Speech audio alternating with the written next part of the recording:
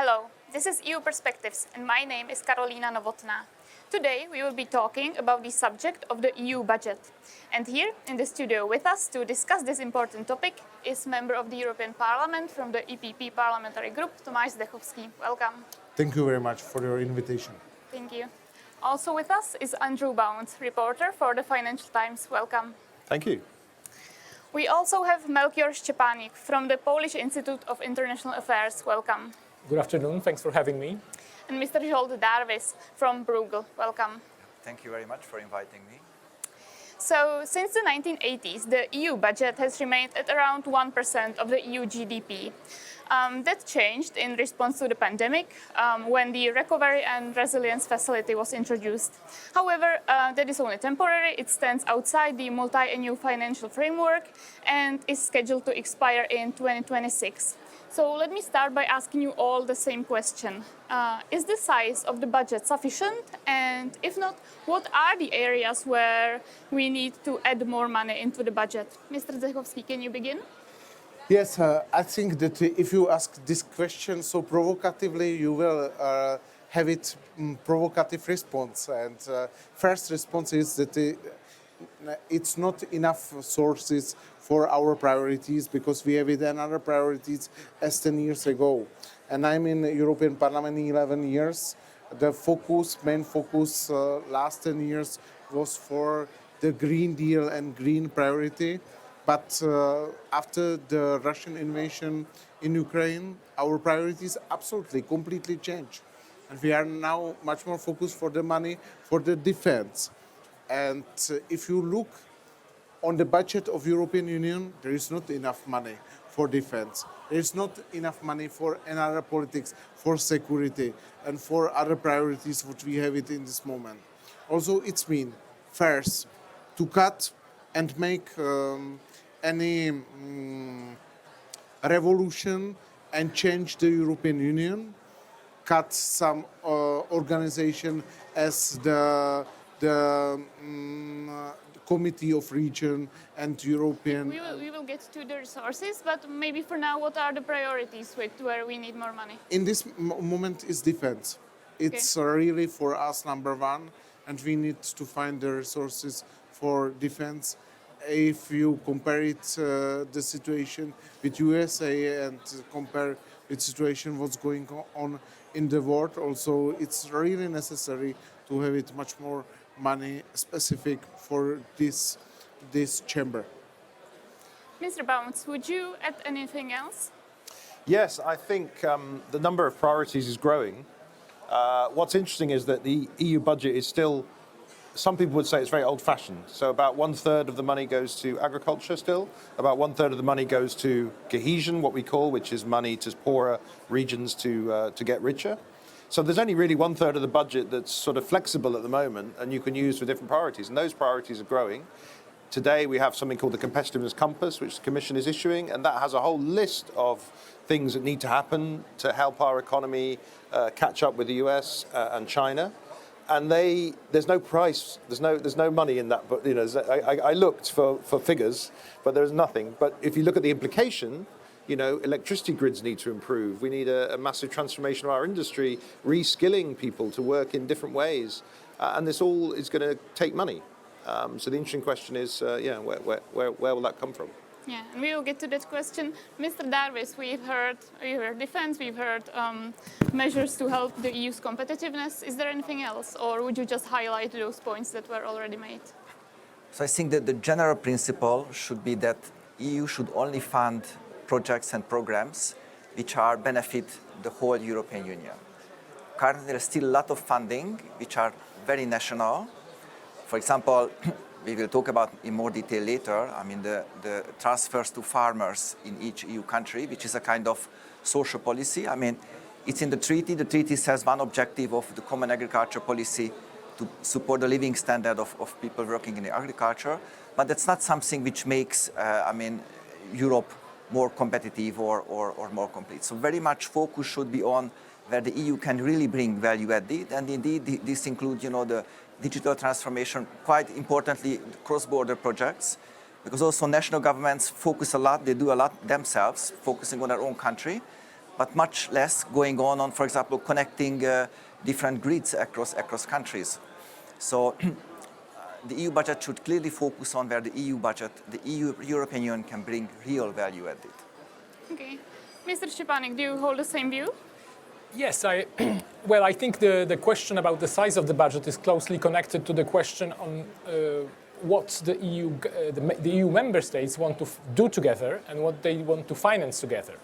And if you look at the major programmatic documents of the European Union, such as the strategic agenda or the political guidelines of the European Commission, we can see that there is quite a lot that EU member states want to do together, and they believe that if they finance it in common, if they coordinate actions and finance these projects in common, they can get more bang for the buck, so to speak. So the benefit will be bigger. And of course, the ideas for common spending are numerous, and my predecessors already mentioned a number of them. Defense is, of course, crucial. It's also very important to dynamize EU industry, to try to boost growth using EU funds. I would add perhaps external actions.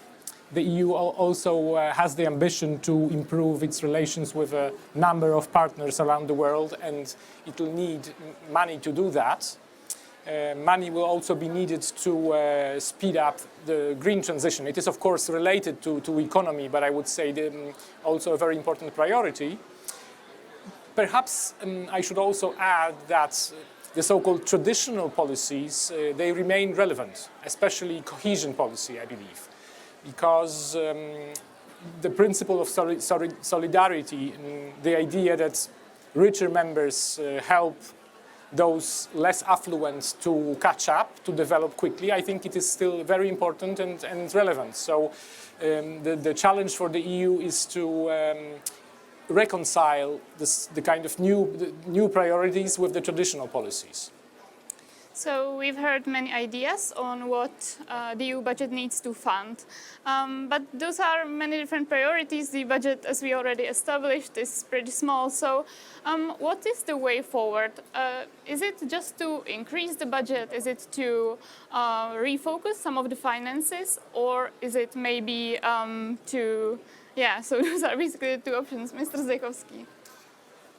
Ideologically, increase the budget is not really a very successful idea.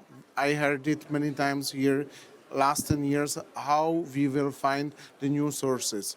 But no one wants to pay more, but we want to receive more from the European budget. Also, the budget is increasing through the payment what the member states are sending to the European Union. But we have it still more and more tasks and priorities what we have to solve it. For me, are two things. Of course, increasing budget. We have it some options to take money from the banking operation. It will not really hurt so much as if we will do it with some special taxes. But second thing, it's make the reform of the EU. It was here repeated many times. 50 years we decided what are our priorities, but the Europe completely changed. And we need now to sit to the round table and find what will be new Europe and how will be really new European Union profilate. And I think there is option to cut many organizations, many things what we are paying, and give this money for our priorities, especially for defense and security. Could you be more specific? What exactly are the priorities that we could cut, or the organizations? It was here mentioned many times. We have it huge agriculture policy, but this is much more as a social program. We are giving the money to agriculture sector, what is every year's going down and down, and it's only small part of our HDP, of our member states, but it's very important. It's still included as a part of the tradition in member states, as a part of the really self-production of the goods and food for our customers, but it's something what mean that we need to change a little bit our strategy, and I think that now is the time for discussion if we cannot increase number or prices for the food, because food is very cheap. The prices of the food is not changing too much, and I think that we cannot really, as a European Union, pay everything everywhere in the Europe. Mr. Bounds, do you think it is realistic to cut some of the money that goes into the common agricultural policy? Well, I think most member states still want to keep a very strong common agricultural policy. I have heard suggestions that perhaps you could offer member states the chance to pay some money directly to their farmers, and therefore there's a kind of base level that Europe provides, and if you want to do more as a country, you can. And I do wonder, because it's politically difficult for governments to give more money to Europe because they're cutting budgets at home, I do wonder whether you might see more groups outside the budget perhaps doing things together. So, for example, defence. It may be that not every member state wants to pool their defence spending, but those that do could perhaps set up a vehicle outside the budget. And we had this with the Pandemic Recovery Fund. We had it with COVID vaccines. That was EU used its institutions to buy the vaccines and pull the member states together to buy them, but the member states were paying from their own national budgets for those vaccines. So I wonder whether that might be a part of the solution. Another question which is often raised is, if you want the countries that pay into the budget, of which there are not many, Germany, Netherlands, France, Italy, do the countries that receive money from the budget have to agree to reforms or something like this, which again happened with the Next Generation. You only got the money if you made economic reforms which were viewed as making your economy more efficient.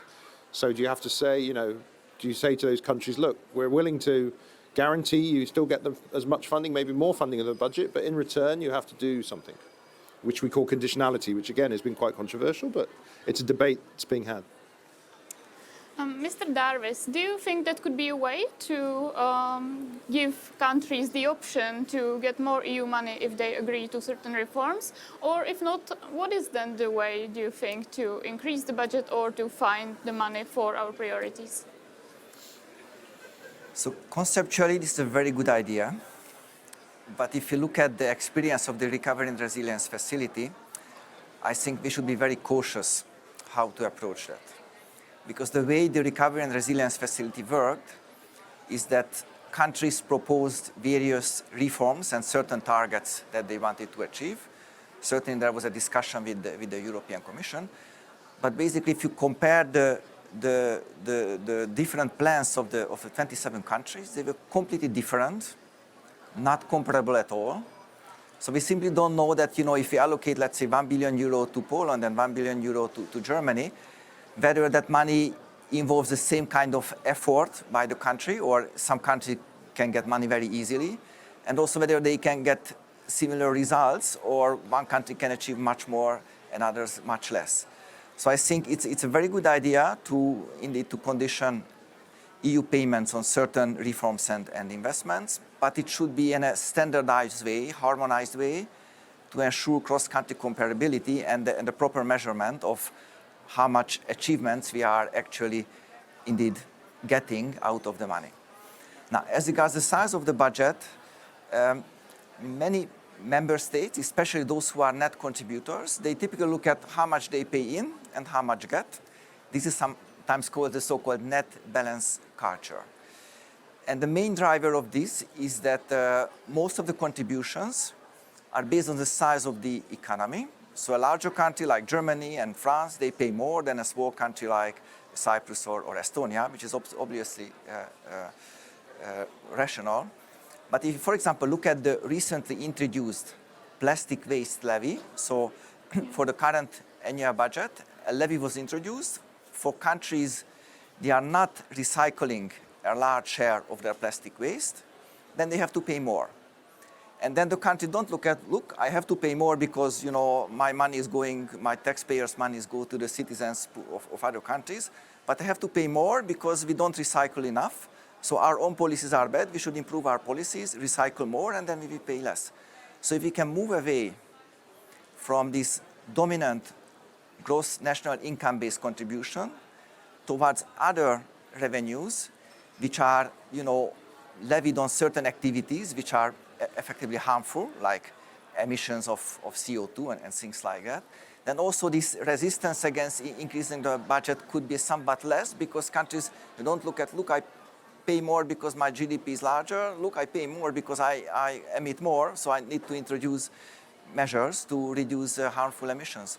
So I think there is a way to somehow incentivize countries both to contribute a bit more and also even more importantly, to reduce harmful emissions for the benefit of the environment. Mr. Szczepanik, so the debate is now being held before the Commission unveils their proposal for the multi-annual financial framework about whether we can find some more own resources for the EU. So what are the options, and do you think there will be the political will to find the solution? Well, I think it's very important to agree on the new own resources for the EU, on new sources of revenue for the EU, because otherwise it will be, since it will be very difficult to convince the member states to increase their national contributions, so the contributions from their national budgets to the EU budget, then I think the own resources are extremely important as a new source of revenue for the EU budget. At the moment, it does not look very promising because the European Commission has already proposed a number of resources, but the member states are not able to agree on the most important. So, for example, the European Commission suggested that money that member states' governments receive from the emission trading scheme, some of this money should be directed to the EU budget. However, several governments are against that, and for example, the Polish government is also skeptical of this idea and argues that it is not really a new resource. It's simply taking the money that would otherwise be used by the Polish government to implement reforms related to the Green Deal and moving it to the EU budget. So it's nothing new. It's just moving money from one pocket to the other. I think that a more promising idea is taxing the largest multinational companies, and the European Commission suggested that too. Most of these companies pay taxes which are not commensurate with their revenue, and they make business in the European Union. They benefit from the single market. Their revenues are considerable, so it is, I think, reasonable to request them to contribute to the EU budget. And even though, of course, the member states are not willing to coordinate their tax policies a lot, they protect their freedom to decide about taxes. I'm relatively hopeful that perhaps it will be possible to find an agreement on these issues, and perhaps this taxes paid by the large multinational companies could, or parts of these taxes could go to the EU budget.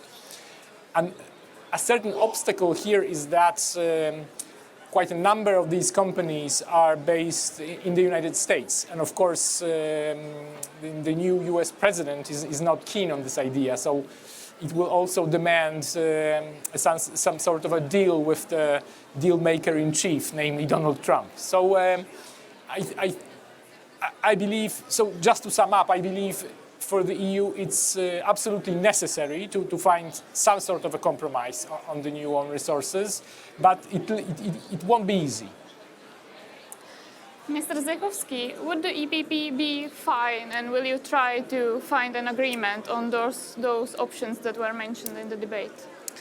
Yes, we were trying to be a leader in this negotiation, but it was every time stopped by member states, and member states don't want it to discuss to the details. I remember my colleague, Mr. Jan Olbricht, who was really very systematically working on this issue, but member states every time said we needed more resources, but at the end they said, and here was mentioned the example from the emissions. It's our own pocket, it's our budget. Also, we will not use this money for some new resources of the EU. Taxes are not possible in this moment. No one will agree with taxes.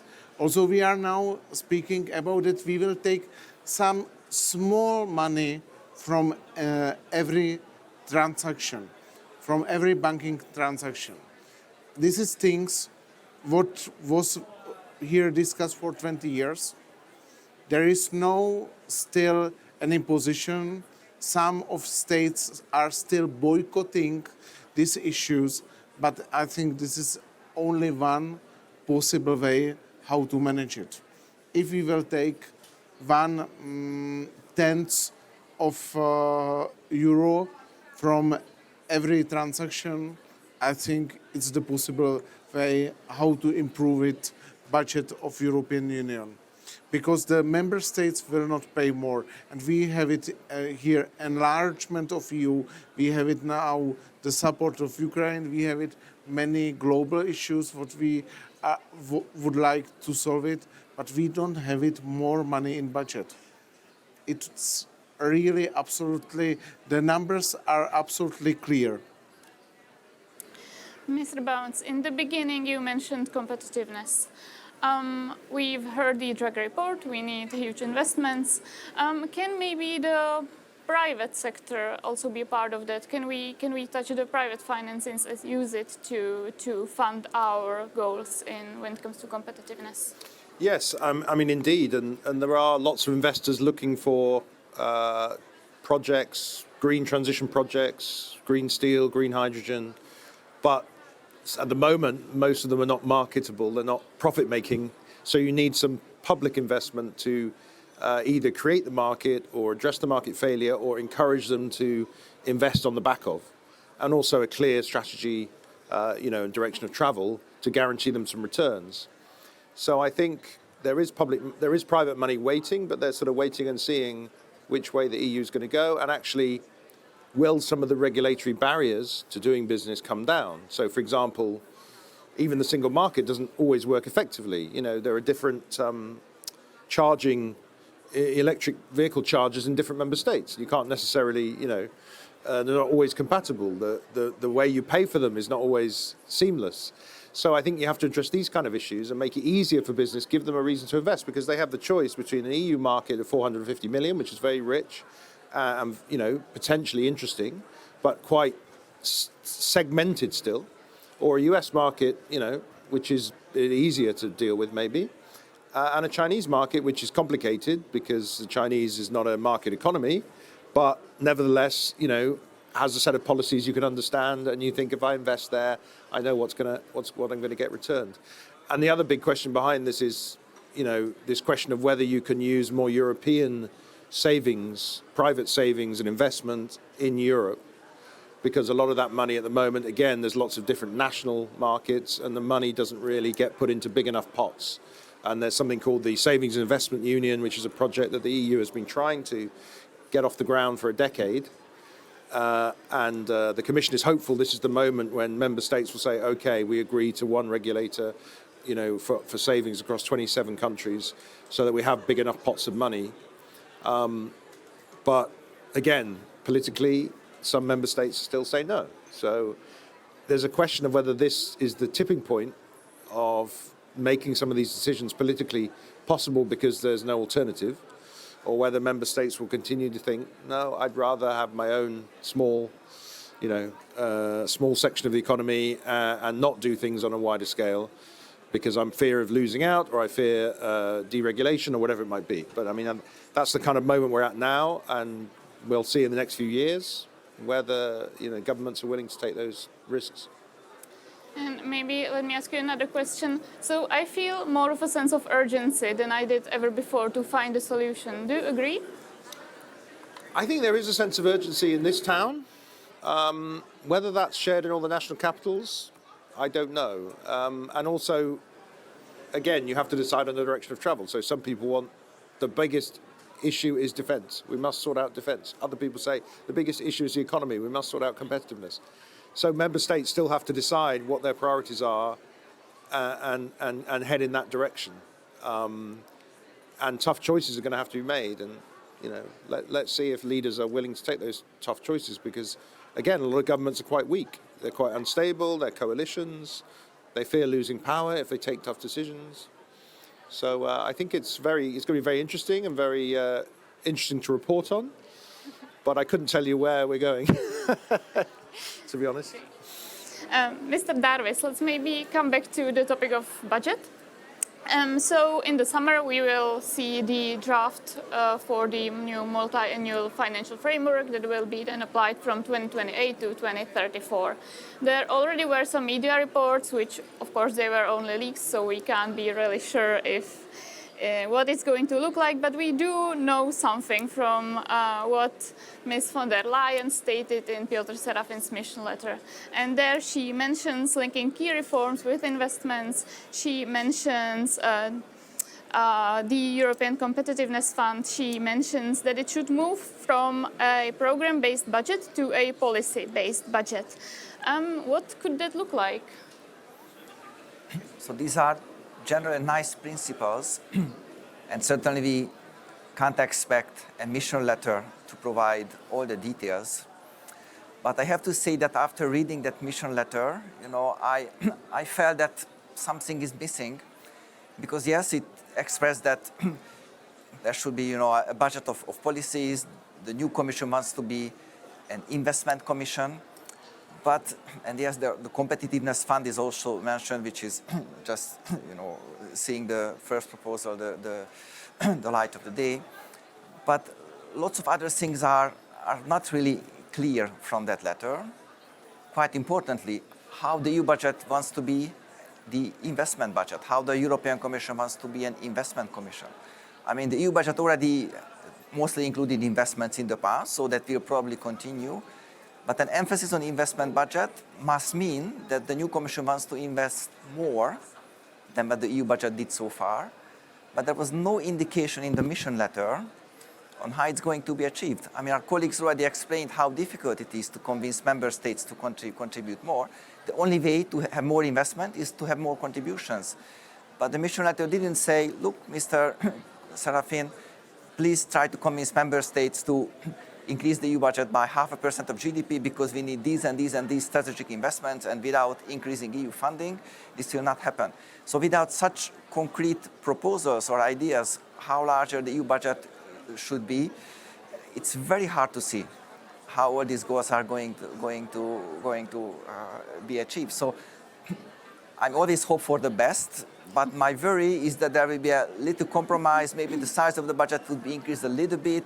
Agriculture will be cut a little bit, some investments will be increased a little bit, but my fear that there will be no big breakthrough in increasing the capacity of the EU budget to focus on European investments.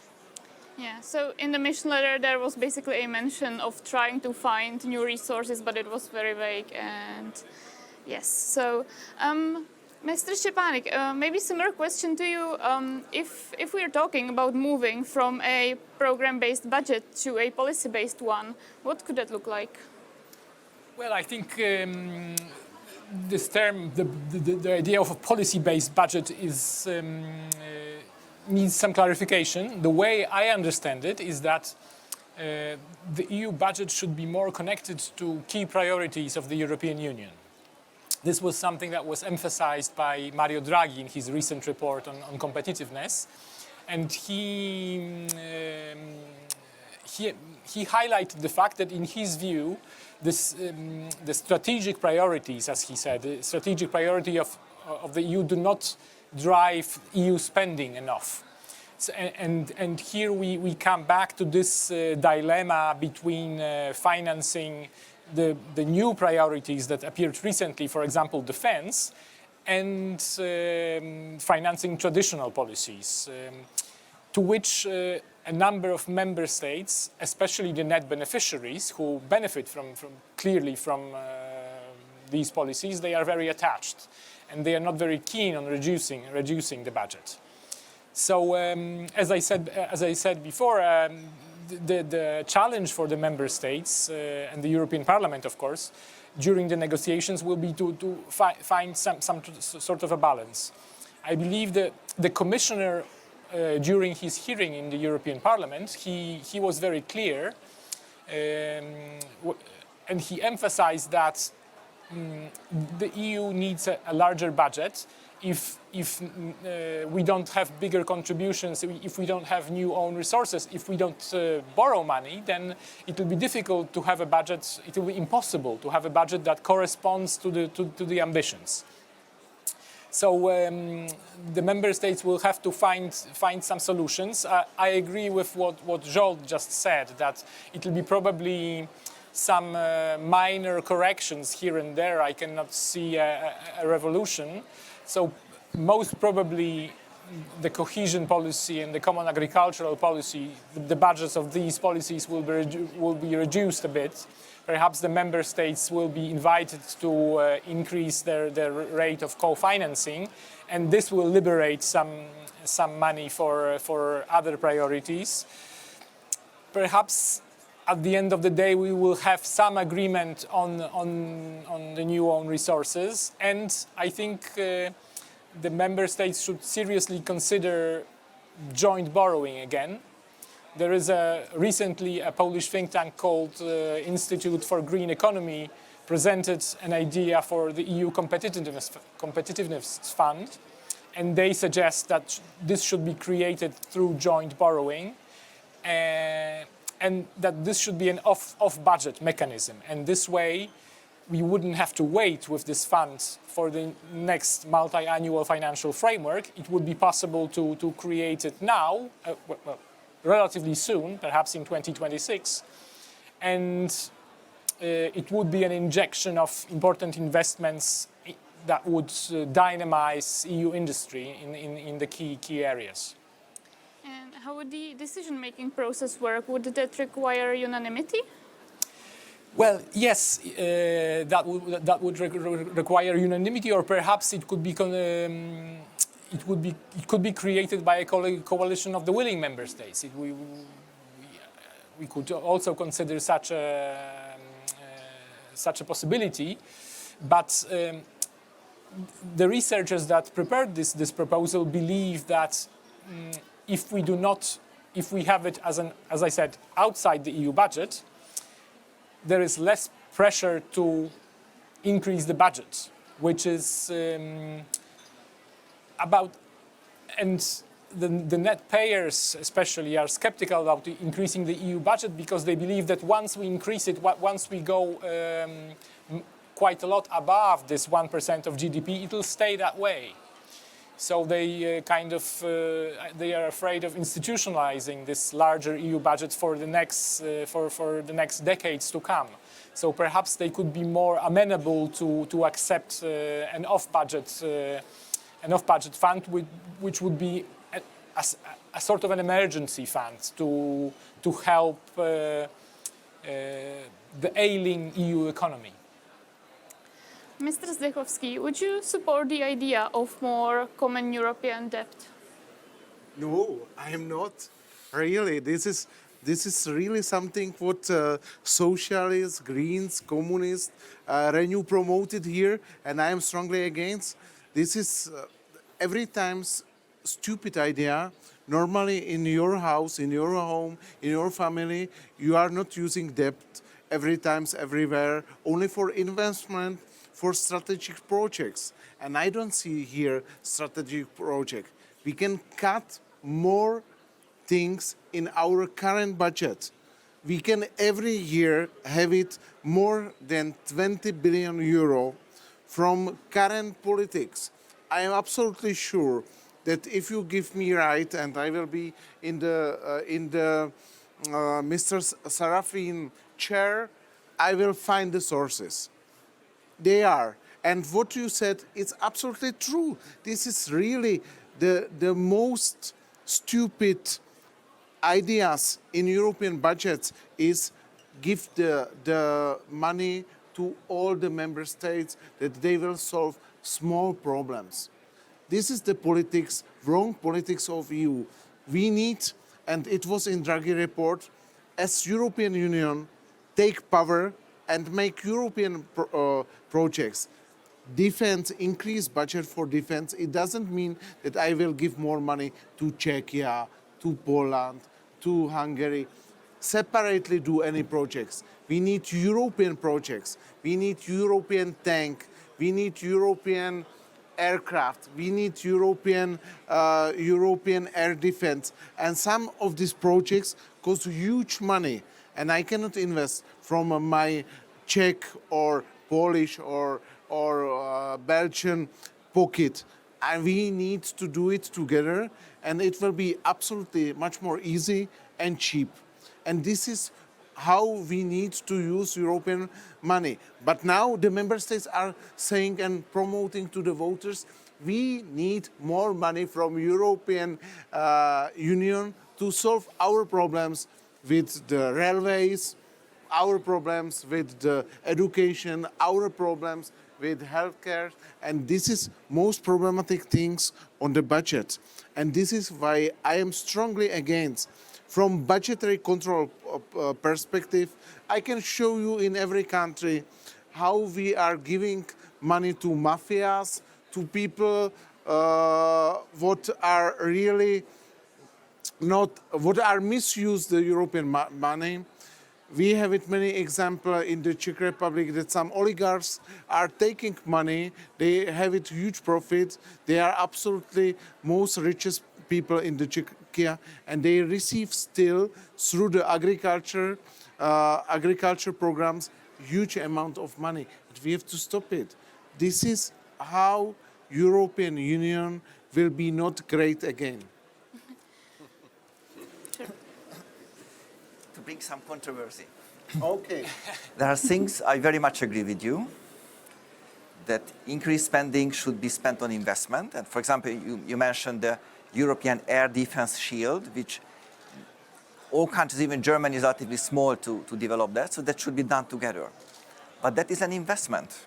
So if we together do a major investment project, which benefits the whole European Union, and it benefits not just the current generations, but it will benefit also future generations, then I think there is a case for borrowing for that, because I mean the logic of borrowing for investment is that the use of investment lasts for many, many years and decades. So not only the current taxpayers contribute to that, but also future taxpayers. So if we increase the budget for more investments and more European investments, again, I very much agree with you. The goal shouldn't be distribute more money to member states, but to focus on common European projects. Then I think there is a case for borrowing. And again, there are lots of discussions about having a separate defense fund, even possibly including the United Kingdom and Norway. And if some countries like Hungary want to stay out, let them be. And again, that fund, I think, funding that fund with borrowing, I think would be sensible if it create a common military architecture for the all participating countries. I agree with you. They are the projects for the future, but it must be really any body in European level who will really organize all the issues what are linked with them. We know it from the European agencies. European Space Agency is functioning very well. We don't have it separate space agency in Belgium, in Czechia, in Hungary, everywhere, but we have it one agency. But it must be someone who will be very strong and who will say, this is the way how we will do. We have it this program for 20 years because the air shield will cost huge amount of money and it will be investment for us. But we need someone who will be so strong and who will say, this is the way how to solve it, our security. And then I think that the response of the politicians can be, okay, we can have it another doubt, but for this concrete project, what will bring us these benefits, because I think that it can be after them copies by many countries around the world. Well, thank you for that exchange. We are nearing the end of our discussion, so I will ask each of you one last question. And that is basically, we've skirted around the topic for the whole debate, basically, that there is a gap between what the EU needs and where the will is. So, Mr. Bounds, let me start with you. Are you optimistic? Do you think that the EU will be able to find a solution to have a budget that suits the needs that we have? Well, as a journalist, I'm a professional skeptic, as you know, so I can't really say I am optimistic. I think Thomas and the others have set out the problems very clearly, right? The EU has ambitions, and in a way, a lot of member states choose to go to Brussels to solve their problems. And as Thomas said, often they're problems that are actually national. And Mark Rutte himself, the head of NATO, said, look, if you want to spend more money on your defence as a country, you can spend more money on your defence from your own budget, but you have to take it from somewhere else, or you have to raise taxes on people. And that's a difficult problem, but that's government, right? And yes, there are these big grand projects that can be done and already done, like Eurofighter or Airbus, are done transnationally. They can continue to be done, but ultimately, leaders of countries have to, tell their public, there's a grave threat, we need to invest in defence, I'm going to close a hospital or whatever you have to do. I don't know. I'm not a government, but these are the kind of tough challenges that government's about, right? And the other challenge we do have is the economy, because if the economy is not growing, the resources to spend on people are not growing. And in Europe now, since 2008, we've had very, very weak growth. And therefore, part of what the Commission is trying to do, and Draghi is trying to do, is kickstart that growth. And I think if that happens, then obviously all these problems become a bit easier. But let's see. Mr. Szczepanik, do you think that the EU leaders will be able to find a good solution? Well, before I answer your question, let me just quickly refer to what the predecessors said. Of course, I agree that EU money should be used for big transnational, very symbolic projects, such as, for example, a common air defense, AI, high tech, and things like that. But I also believe that it would be unwise to forget the smaller investments that could be made with EU money, and such as I don't know, for example, building chargers for electric vehicles, or putting wind turbines in the member states. And I think they are also important because they show this image of the EU that is close to the citizen, and because of them, the citizens can also see with their own eyes what the EU is doing. And I believe one of the reasons why the EU is so popular in Poland, the support for European integration is so high, is that we experience the EU solidarity. And we experience firsthand that this principle of the richer helping those who are catching up is important, and it is actually implemented. So while I agree that we should spend quite a lot on the big projects, I think that the principles of cohesion policy remain important. Now quickly on to your question. I'm not very optimistic. I think, as usual, the compromise on the budget will be probably a bit of a disappointment for everyone. I would say that probably it will not be a budget that will really correspond to our high ambitions, and we will have to also correct these ambitions a bit.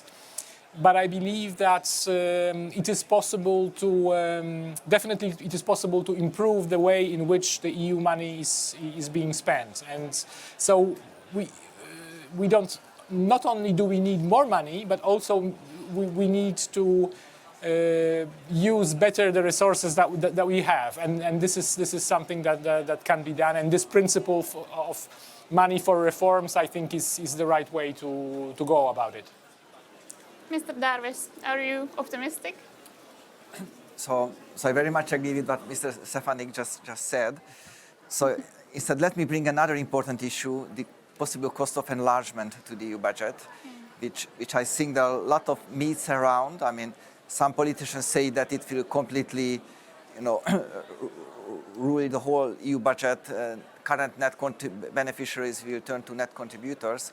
And it has to be said very, very clearly that this is not the case. Certainly, if poorer countries in Ukraine, Moldova, and Western Balkans would join, that would result in transfers from the EU budget to these countries. That's obvious because they have very low level of development. We made some calculations. It's around 0.15% of GDP. So not huge, but also not negligible. But what is very important is that, again, the 0.15% should be put into the perspective that if new countries join the EU, they also bring new strengths. They bring a bigger market. Current European companies will be able to invest and sell more products there, which means they will have more profits at home in Germany, in Czechia, in Poland. So the overall cost of enlargement would be even smaller than the 0.15% because as European companies will greatly benefit from the enlargement to the east and the southern countries, they will pay more taxes at home. So it also should be considered in the discussion.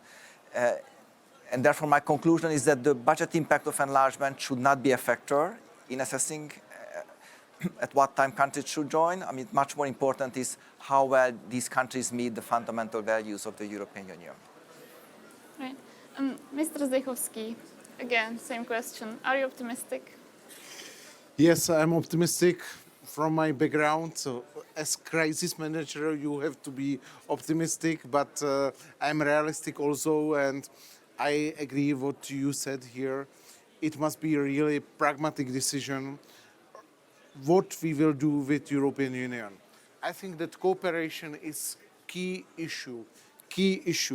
I think that if you are good in some things, we cannot repeat it in other countries, but we have more cooperate. Yesterday I had a discussion here in European Parliament with 100 entrepreneurs from the Europe, and they said one thing: if you want really do Europe great again, make less bureaucracy, make less barriers on the internal market, and support us with any vision. We will follow the vision, but we need someone who will present us vision not only for 2 years, what we discuss here, or 5 years or 7, but for 20 years, someone who will say Europe is safe harbor with green transition, what will come, and something what will make the families and people beneficial from this really cooperation between the states. And I think this is something what we needed for the future. All right, so the future will show what is the end result. Thank you all for coming.